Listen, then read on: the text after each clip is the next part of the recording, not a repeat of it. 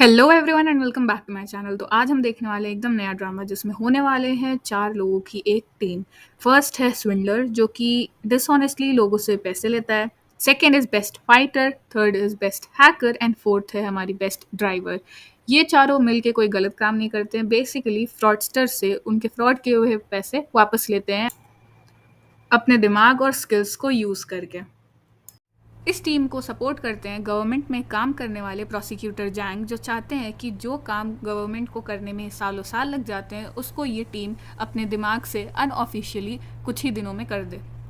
Best mastermind swindler है Kong हारी, best driver है रियोंग, बेस्ट फाइटर है वोंग और बेस्ट हैकर है मिन। ड्रामे की स्टार्टिंग में हम देखते हैं कि ये टीम जा रही है एक बिल्डिंग में जो अनऑफिशियली कोरिया के गुड्स एक्सपोर्ट करती है पैसों के लिए दूसरे कंट्रीज़ में। और आज ये लोग चोरी करने जा रहे हैं एक बुद्धा स्टैचू जो कि एक लॉकर में रखा हुआ है। हम देखते हैं कि हैकर मिन सारी जगहों की सीसीटीवी कैमरा को हैक कर लेता है और साथ ही वॉल्ट खोलने की कोशिश करने लगता है। उधर हमारा स्विंडलर कांगहारी सारे सिक्योरिटी गार्ड्स को अपनी ओर भटकाए रखता है। तब तक हमारी बेस्ट ड्राइवर रियोंग भी पहुंच रही होती है पूरी स्पीड में अपनी टीम को बचाने। इधर हैकर मिन ने भी वॉल्ट का दरवाज़ा खोल लिया था और फाइटर वोंग सारे सिक्योरिटी गार्ड्स को वहां पे मार के पहुंच जाता है वॉल्ट के अंदर स्टैचू ऑफ बुद्धा को निकालने। उधर स्टैचू की चोरी सक्सेसफुली हो चुकी थी और कांगहारी भी अपने पीछे लगे सिक्योरिटी गार्ड्स को धूल चटा के नीचे कूद जाता है रोप से। रियोंग भी एकदम टाइमली सीन पे पहुंच चुकी थी, अपने तीनों टीममेट्स को लेती है और अपनी धांसू स्किल्स से वहां पुलिस के सामने से निकल जाती है। चालाकी से उन्होंने सारे पुलिस कार्स को डॉज कर लिया था। अब मज़े से डिनर करने जाते हैं। मिशन सक्सेसफुली पूरा करने के बाद ये लोग बहुत खुश थे, हंसी मजाक कर रहे थे और इसी में ध्यान भटकी और दुर्घटना घट गई। अगले सीन में हम देखते हैं कि उन्हें एक गैंग ने बंदी बनाकर रखा हुआ था। उन्हें एक गैंग ने बंदी बना लिया था। वहाँ के बॉस उनसे कहते हैं कि अगर चारों में से कोई एक मर जाता है तो बाकी तीनों को वो छोड़ देंगे। कांगहारी को गन पकड़ाई जाती है और कहा जाता है कि वो ही किसी एक को शूट कर दे। 10 सेकंड्स के अंदर उसे शूट करना था और एंड में वो अपने ऊपर ही गन शूट कर लेता है, लेकिन होता क्या है कि उसमें गोली ही नहीं होती। गैंग बॉस फिर आता है और हैकर मिन को शूट करता है, लेकिन बीच में रियोंग आ जाती है और उसे गोली लग जाती है। अगले सीन में हम देखते हैं कि ये तीनों एक सी साइड पे उदास खड़े होते हैं और पीछे रियोंग की बहन खड़ी होती है। रियोंग के डेथ के बाद तीनों इतने उदास होते हैं कि अब ये सब काम छोड़ना चाहते हैं और पीसफुली आगे की जिंदगी जीना चाहते हैं। रियोंग की बहन वहाँ आती है और इस बारे में पूछती है। उसे नहीं अच्छा लगता है कि बिना रिवेंज लिए वो ये सब काम छोड़ रहे हैं, इसलिए वो वहाँ से चली जाती है। रियोंग की बहन का नाम जेई है, जो कि ऐसे मानने वालों में से तो नहीं है, तो वो पुलिस को कॉल कर देती है और इन लोगों का अड्डा बता देती है, क्योंकि ये लोग वांटेड लोगों में आते थे। भले ही जितना भी गवर्नमेंट के लिए अच्छा काम करते तो अनऑफिशियली थे।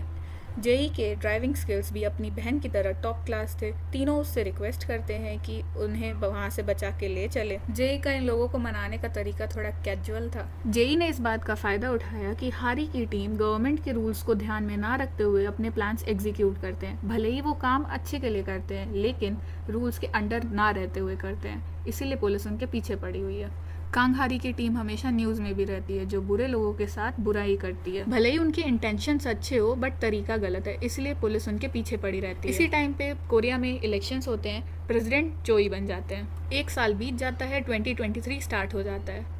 हम देखते हैं एक NFT गैलरी में जहाँ पे एक लड़की आसपास के लोगों और मेटा स्कारलेट के CEO कांग दो यंग को सुन के बहुत ज़्यादा इन्फ्लुएंस हो जाती है NFTs में इन्वेस्ट करने के लिए।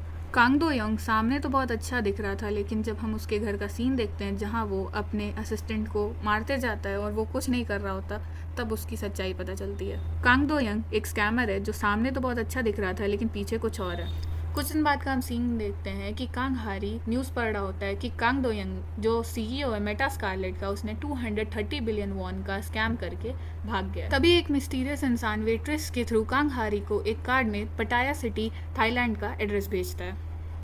उसके बाद गेस व्हाट, कांगहारी पहुंचता है अपनी टीम के साथ थाईलैंड बीच पे, जहाँ पे उसे फिर से एक कार्ड मिलता है जिसमें एक बार का एड्रेस होता है। वहाँ पे कांगहारी को कांग दो यंग दिखता है और वो लड़की भी जो मिस्टीरियसली बीच पे कार्ड रख के चली गई थी। फिर दोनों जाके कांग दो यंग के बारे में डिस्कस करने वाले थे। तब तक उनके होटल रूम में आ जाते हैं तीनों दोस्त। तीनों जब तक अंदर आने वाले थे तब तक सुमिन वहाँ से चली जाती है और बेड पे पड़ा मिलता है कांग दो यंग के थाईलैंड में पार्टी का VVIP इन्विटेशन कार्ड।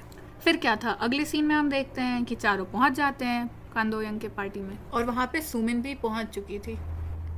अब कांग हारी के साथ आए हैं तो सिर्फ मज़े करने तो आए नहीं होंगे। कांग दो यंग जिसने स्कैम किया था उसके पार्टी में तीनों अपने काम में लग जाते हैं, हर जगह स्पाई कैमरा लगाने में। और इधर बाहर कांग दो यंग टेरेस पे आके सबको पार्टी एंजॉय करने के लिए कह रहा होता है और यहाँ कांग हारी और सुमिन कांग दो यंग को कैसे फंसाएं इसका प्लान बना रहे होते हैं। तभी कांग हारी को वहाँ एक मिस्टीरियस इंसान दिखता है जिसके पास उसे गन दिख जाती है। कांग हारी उस इंसान का पीछा करता है और तभी वो गन पॉइंट पे ले लेता है कांग दो यंग को। कांग हारी उससे फाइट शुरू कर देता है और फाइट करते करते उससे कहता है कि तुम्हें क्या लगता है तुम कांग दो यंग को मार दोगे उसके बाद तुम बच जाओगे? इससे अच्छा है जो हम कह रहे हैं वो सुन लो। थाईलैंड के नाइट मार्केट में जाके घुल मिल जाना मेरे 3 गिनने पे, नहीं तो बॉडीगार्ड्स तुम्हें छोड़ेंगे नहीं। वो आदमी वहाँ से भाग जाता है लेकिन एंड में वो आखिर पकड़ा जाता है। तभी वहाँ पे हमारा बेस्ट फाइटर वोंग आ जाता है और उसे वहाँ बचा लेता है। उसके बाद हैकर मैन आके उसे शॉक दे के बेहोश कर देता है। इधर कांग हारी मिलता है कांग दो यंग से क्योंकि कांग दो यंग के नज़रों में कांग हारी ने उसे आज शूटर से बचाया था। कांग हारी कांग दो यंग को फंसाने के लिए यहाँ झूठ बोलना स्टार्ट करता है और कहता है कि वो तो उसका क्लासमेट ही है जो हाई स्कूल में उसके साथ ग्रेजुएट हुआ था। शायद कांग दो यंग को याद नहीं होगा, बेसिकली मक्खन लगा रहा था। कांग हारी आगे कंटिन्यू करते हुए बोलता है कि उसका वेबसाइट्स है जो वो रन करता है छोटे मोटे स्कैम्स के लिए और साथ ही उसका एक स्मॉल मनी लॉन्ड्रिंग बिजनेस है कोरिया में। अब स्कैमर्स को तो स्कैमर पसंद ही आते हैं, इसीलिए कांग दो यंग को कांग हारी इम्प्रेस कर देता है। कांग हारी ये भी कह के चाहता है कि उसे यहाँ पे कोई बड़ा बिजनेस करना है थाईलैंड, इसीलिए आया है वो। उसके जाने के बाद कांग दो यंग ऑर्डर दे देता है उसकी इन्वेस्टिगेशन करवाने के लिए। अगले सीन में हमें एक पास्ट का सीन दिखाया जाता है जिसमें हमें पता चलता है कि जो इंसान आज कांग दो यंग को शूट करने आया था वो इंसान एक्चुअली में उस लड़की का हस्बैंड है जो स्कैम में फंस गई थी कांग दो यंग की और एनएफटी में इन्वेस्ट कर दी थी और एंड में कांग दो यंग सारा पैसा लेके भाग गया था, उस लड़की ने ली थी। तो ये इंसान अपनी वाइफ का बदला लेने आया था। एक्चुअली में ये एक आर्मी ऑफिशियल है जो अगले दिन सुबह आता है टीम के पास। वो अभी भी गुस्से में था क्योंकि कांग हारी ने उसे कांग दो यंग को मारने से रोक दिया था। तो कांग हारी उसे समझाता है कि तुम्हें उस स्कैमर की वजह से अपने ऊपर चार्जेस लगवा के अपने लाइफ को नहीं ख़राब करना चाहिए, अपने चाइल्ड के बारे में सोचना चाहिए। अगले सीन में हम देखते हैं कि कांग हारी इधर टीम के साथ प्लान बना रहा होता है। वो कहता है कि कांग दो यंग हमेशा ऐसा ही करता है, लोगों को लेयर करता है कुछ अच्छे इन्वेस्टमेंट अपॉर्चुनिटीज़ के लिए, उसके बाद कुछ रेडिकुलस रीज़न से उस प्रोजेक्ट को बंद कर देता है और पैसे वापस नहीं देता है और ये हमेशा करता है। वो अपना सारा स्कैम किया हुआ पैसा अपने इलेक्ट्रॉनिक वॉलेट में एज क्रिप्टो रखता है और हमें वही पैसा चुराना है। अगले सीन में हम देखते हैं कि कांग हारी और उसका हैकर फ्रेंड मिन पहुंचते हैं कांग दो यंग के अड्डे पे जहां पे उनकी बिजनेस पार्टनरशिप की डीलिंग होने वाली है। ये सब कांग हारी का प्लान था जहां पे वो अपने फेक आइडेंटिटी से उल्टा स्कैमर कांग दो यंग को ही स्कैम कर दे। इनकी बातें यहाँ शुरू होती हैं जहाँ कांग हारी कहता है कि उसने एक NFT डिज़ाइन किया है जिसके बेसिस पे उनका बिजनेस बनेगा और उसमें कांग दो यंग का 50% प्रॉफिट होगा। उसके बाद हैकर मिन जो वहाँ पे पार्टनर बन के आया था वो कहता है कि कांग दो यंग अपना इलेक्ट्रॉनिक वॉलेट मेरे इलेक्ट्रॉनिक वॉलेट से कनेक्ट कर दो ताकि हम हमारा डिज़ाइन किया हुआ NFT तुमको देखने के लिए भेज सकें।